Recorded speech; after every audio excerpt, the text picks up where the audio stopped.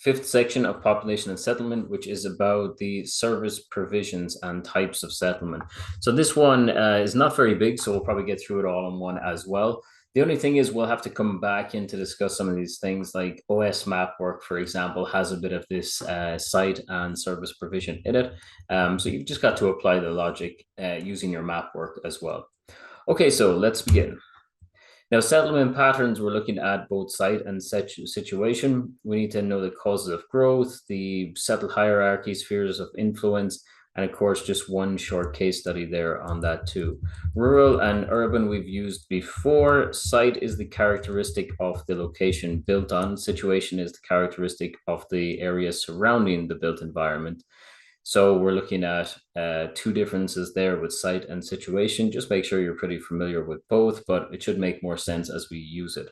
Sphere of influence, then looking at an area or business and the influence that it has and the greatest distance from there. Okay, a dispersed settlement here, we can see the two blue squares indicating a building or a house. And in between it, you have pretty minor roads with no real direct connection to them. So in those, we would associate maybe something similar to a farming rural area where we see all the farms pretty spread out. So the space, maybe it had flat land, or it's a center point and can see all the different areas of their farm around it. Or the site may be indicated there because there could have been a road pre-existing there and they built the settlement itself closest to the road. The situation then around it would mean what's going on around it. So it would have more fertile land. For example, this would make it a good area for a farmland, or it might have good hills for like grazing and for cattle and sheep around the region. It might not have a high amount of pollution, and it might not be close to any major settlements or very severe climate. So the situation then might be quite nice around it in order to farm as well. So here you go, as dispersed as you get.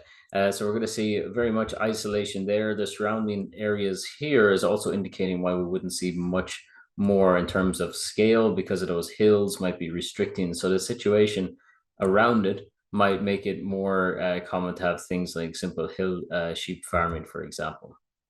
So these are dispersed settlements, but connected up with some infrastructure here. But again, we can see there's a little bit of land for each settlement. So they all probably own their own land there, maybe for grazing or for seasonal arable farming. Okay, a nucleated settlement, then, as we can see with the blue squares and the lines indicating streets and buildings.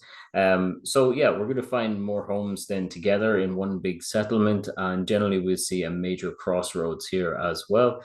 So the site, it could be in a cross or cruciform because of crossroads. So just two major roads, and because of the influence of the places those roads are connecting to, it might make it a good site to be located. There may be a chance then for something like an industry there, or some sort of like small market shop, for example.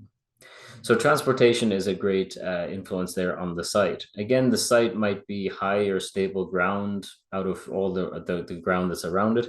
The situation might be that it's like mountains, like the last image that we saw, very mountainous, so very hard to expand either way. So this forces them into certain areas.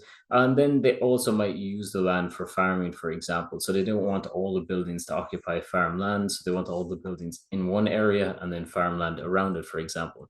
So this is a nucleated settlement site and situation.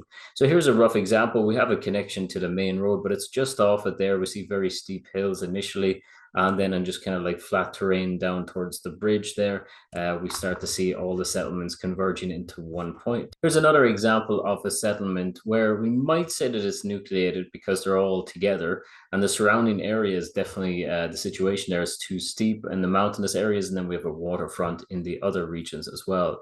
But unlike a nucleated settlement, we might say that this one is a linear settlement because it moves along one area. So there could be a site, like why would someone have built along here?